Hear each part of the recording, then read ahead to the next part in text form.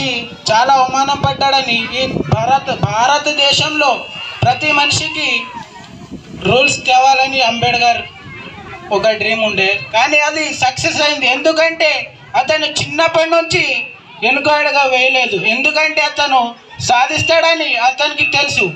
అతని మీద అతనికి భరోసా ఉండే. ఎందుకంటే అతను చదివే విధానం వాళ్ళ ఇంట్లో అయినా కానీ పైకి లేపేవారు ఉండే.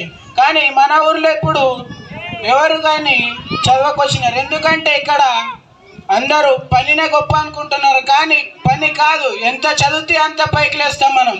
ఈ భారతదేశంలో ఎంతమంది ఉన్నారు అంతమంది ప్రతి ఒక్కరికి ఓటు హక్కు ఉంది. ఓటు హక్కు ఎందుకు వచ్చిందంటే అంబేద్కర్ గారు బుక్ భారత రాజ్యాంగం రాసింది, కానీ అందుకోసం వచ్చింది. మీరు ఓటును అమ్ముకోవద్దు, మనం కులం అని చూడొద్దు, అతని పని చూసి మనం అతన్ని ఎన్నుకోవాలి, అది ఎవరైనా కానీ. ఇప్పుడు అంబేద్కర్ గారు